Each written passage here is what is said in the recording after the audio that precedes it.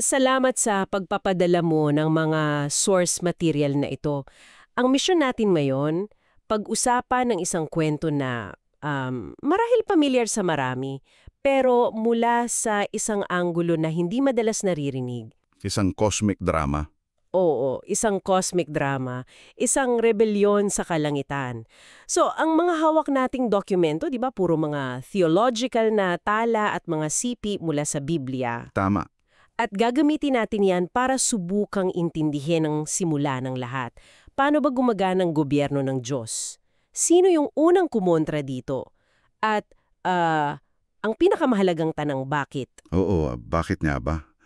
Okay, so simulan natin siguro sa pinakapundasyon ng lahat, ang trono ng Diyos. At yan punto mo tungkol sa gobyerno, yan ang pinakasusi sa lahat. Kasi ayon sa mga tala mo, ang buong conflict na to ay hindi lang tungkol sa, alam mo yon, simpleng pagsuway. Hindi lang basta pasaway. Hindi.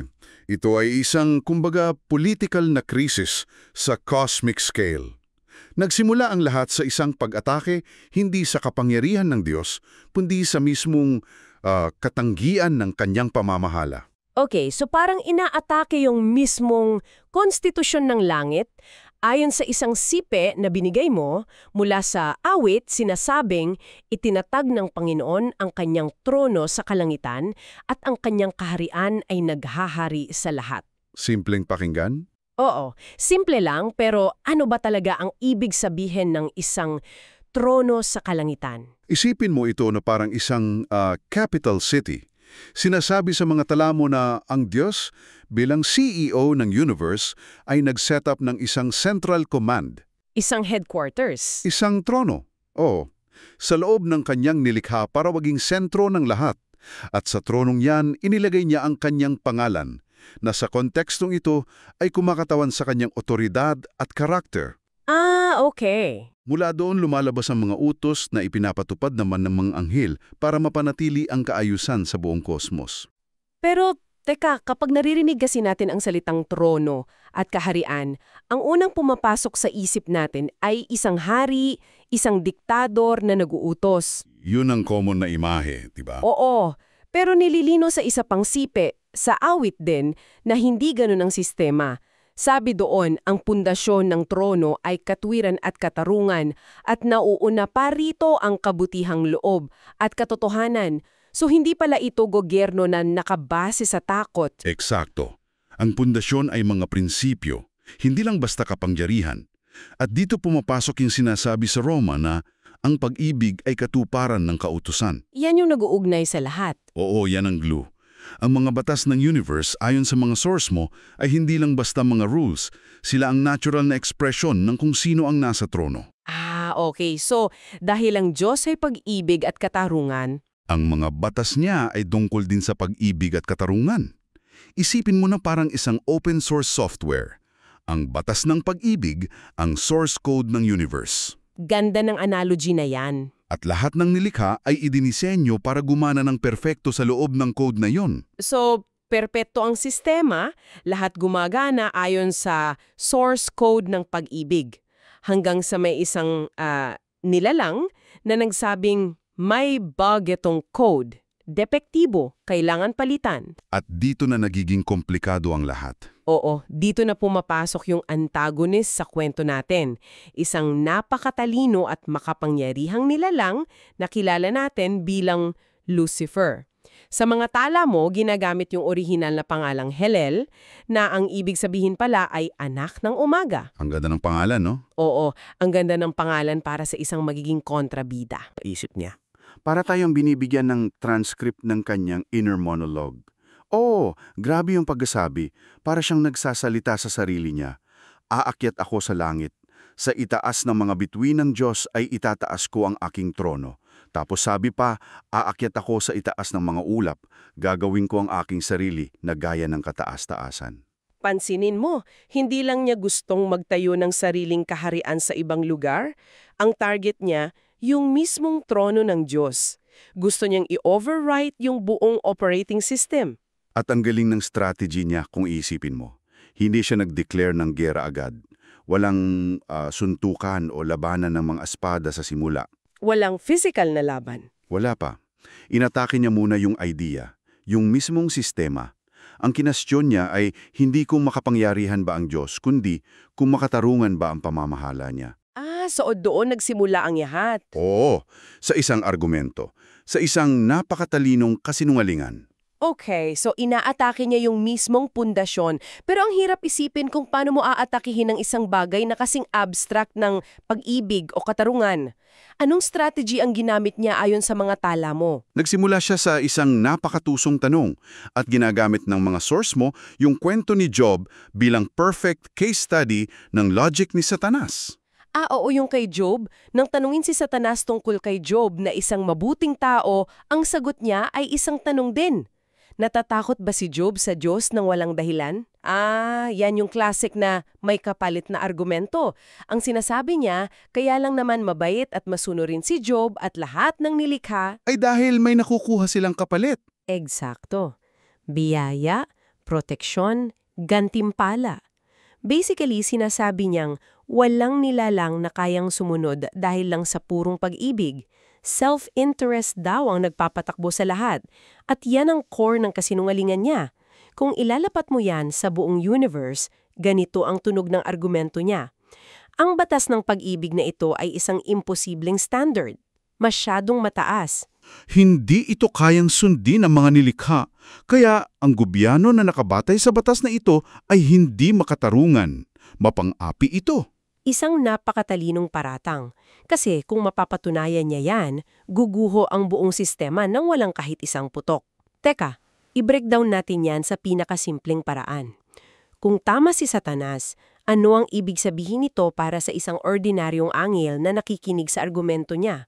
Ano ang magiging takbo ng isip niya? Magkakaroon ng dalawang malaking implikasyon. Una, kung ang batas ay imposibleng talagang sundin, pero pinipilit pa rin ng Diyos, lumalabas na ang Diyos ay isang sinungaling. Sinungaling? Okay. Nag-set siya ng isang standard na alam niyang walang makakaabot. Parang isang magulang na sinasabihan ng anak niyang abutin ng buwan, tapos paparusaan siya kapag hindi niya nagawa. Okay, so sinungaling. Yan ang una. Ano yung pangalawa? Yung pangalawa, mas mabigat. Ang sistema ng katarungan ay nakabase sa pagsunod sa batas na ito, di ba? At ang kabayaran ng pagsuway ay kamatayan. Tama. Kung imposibleng ang sundin ng batas, ibig sabihin lahat ng nilikha ay tiyak na magkakasala. Lahat sila ay hahatulan ng kamatayan. So therefore, ang Diyos na nagbigay ng batas ay nagiging isang mamamatay tao by design. Ang kanyang batas, na dapat ay daan tungo sa buhay, ay nagiging isang sandata para sa mass execution. grabe, parang isang catch-22. Kung susunod ka, alipin ka raw ng gantimpala. Kung hindi, mamamatay ka. So sa logic niya, talo ka in both scenarios? Oo, napaka-devious lang pikaka-frame. Kaya pala ang solusyon na inaalok niya, ayon sa mga tala, ay alisin ang batas. Tanggalin yung source code ng pag-ibig. Oo, pero dun lumalabas yung ultimate irony. Anong mangyayari kung aalisin mo ang batas ng pag-ibig? Chaos. Eksakto, chaos. Isang universe na walang moral compass, kung saan lahat ay para sa sarili. Malakas laban sa mahina. Sisirain ng mga nilikha ang isa't isa. Sa madaling salita, kamatayan din ang bagsak. Oo. Kaya si Satanas, sa pag-aakusa niya sa Diyos bilang sinungaling at mamamatay tao, ay siya mismo ang nagiging ama ng kasinungaling at mamamatay tao mula pa sa simula, gaya ng sinasabi sa Juan. Yung mismong akusasyon niya ang naging description ng sarili niyang karakter. Tama, yun mismo. Nakakatuwa isipin na ang isa sa mga pinakamalaking trahedya sa universo, ayon sa kwentong ito, ay nagsimula sa inggit at isang matalinong argumento. Parang Shakespearean tragedy pero on a cosmic scale. Talaga? So, ano ang nangyari pagkatapos? Malinaw na hindi pumayag ang Diyos sa pag-alis ng batas. May nangyaring aksyon. Ayon sa 2 Pedro at Judas, yung mga anghel na sumama sa rebellion ay hindi pinatawad. Sila ay itinapon. Itinapon. At may ginamit na specific na salita sa isa sa mga sipi, Tartarus? Teka, para sa listener natin, ano ba ang pinagkakaiba ng Tartarus sa impyerno na karaniwang naririnig natin? Magandang tanong yan. Yung karaniwang konsepto ng impyerno ay isang lugar ng panghuling parusa. Ang Tartarus naman, sa orihinal na konteksto, ay mas parang isang holding cell o isang bilangguan. Isang kulungan. Oo, isang madilim na lugar kung saan ikinukulong ang mga kalaban habang naghihintay ng kanilang final judgment. At dito, may isang interesting na interpretation sa mga tala mo. Ano yun? Ikinokonekta nito ang konsepto ng Tartarus sa itsura ng mundo sa Genesis. Yung sinasabing ang lupa ay walang anyo at walang laman at ang kadiliman ay bumabalot sa kalaliman. So ang sinasabi ba ng mga tala mo, ang Earth na kilala natin ay nagsimula bilang isang cosmic prison? Yun ang interpretasyon. Ang bigat ng idea na yan. Oo, mabigat. Ang idea ay yung kaguluhan at kadiliman na inilarawan doon ay hindi lang physical state, kundi spiritual din. Isang perpektong refleksyon ng ideolohiya ni Satanas. So naging perpektong kulungan ang mundo para sa kanya? Parang ganon. Isang lugar kung saan maipapakita ang natural na resulta ng kanyang walang batas na gobyerno. At dito na tayo papasok sa isang napakalaking tanong na siguradong nasa isip mo rin. Kung ang Diyos ay all-powerful, bakit ang daming drama? Bakit hindi na lang tinapos agad? Oo, bakit hindi na lang niya agad winasak si Satanas nung una pa lang? Isang kumpas lang, tapos ang problema. Bakit hinayaang pangkumalat yung kasinungalingan niya? Yan ang tanong na nagkakahalaga ng $1 trillion ika nga. At ang sagot ayon sa mga source mo ay hindi tungkol sa kapangyarihan. Hindi tungkol sa power. Hindi. Ito'y tungkol sa katarungan at sa public opinion ng buong universe. Isipin mo, hindi lang naman sila dalawa ang nasa eksena. May audience, milyon-milyong anghel na nakarinig ng argumento ni Satanas. Mga nanonood. At sa puntong yun, bago pa man mapatunayan ang anumang bagay, ang paratang ni Satanas ay isang lehitimong political debate. Tekta, kung iisipin, parang valid yung point ni Satanas mula sa perspective ng isang nilalang, di ba? Na parang, ang taas naman talaga ng standard. Paano sinasagot ng mga sources mo yung ganong klase ng duda?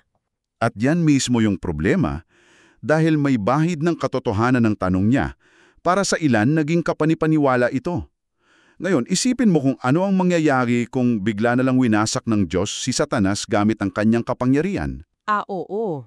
Anong mensahe ang may papadala nito sa milyong-milyong anghel na nanonood? Para kang nagsara ng isang debate sa pamamagitan ng pagsigaw o pananakot. Baka isipin ng ibang anghel, teka, baka may punto si Lucifer kaya siya biglang pinatahimik? Magkakaroon ng duda. At ang pagsunod nila sa Diyos mula noon ay hindi na magiging base sa pag-ibig at tiwala, kundi sa takot. Takot na baka sila ang isunod kapag nagtanong sila. Eksakto. At kung takot ang magiging basehan ng pagsunod, para na ring nanalo si Satanas dahil napatunayan niyang hindi pag-ibig ang totoong nagpapatakbo sa universe, kundi takot. So, kailangang dumaan sa proseso. Oo. Kailangang patunayan sa harap ng buong universe, sa isang open court, na ang paratang ni Satanas ay mali. Kailangang ipakita, hindi lang sabihin, na ang gobyerno ng Diyos ay tunay na makatarungan. At na yung source code niya. Na yung source code ng pag-ibig ay hindi lang posible, kundi ito ang tanging paraan para sa tunay na buhay at kaligayahan. So, kailangang malutas yung issue sa ugat nito. Dahil kung hindi, kahit patayin si Satanas, yung idea niya ay mananatiling buhay. Tama. At baka sa hinaharap, may lumitaw na pangalawa o pangatlong Satanas na magtatanong ng parehong bagay. Kailangang masagot ang tanong ng isang beses at para sa lahat. Yun ang punto. Ang issue ay kailangang matuldukan ng tuluyan, hindi lang basta masupil. Ang ahas ay hindi sapat na paluin lang sa katawan, kailangan durugin ang ulo. At ang ulo sa kasong ito ay ang kasinungalingan mismo. Kaya kung lalagumin natin ng lahat mula sa mga source na binigay mo, nabuo natin ang isang narrative. Nagsimula tayo sa isang universe na perpektong tumatakbo sa ilalim ng isang gobyerno ng pag-ibig. Isang maayos na sistema. Tapos, pumasok ang isang rebelyon. Hindi isang digmaan ng mga armas, kundi isang digmaan ng mga ideya.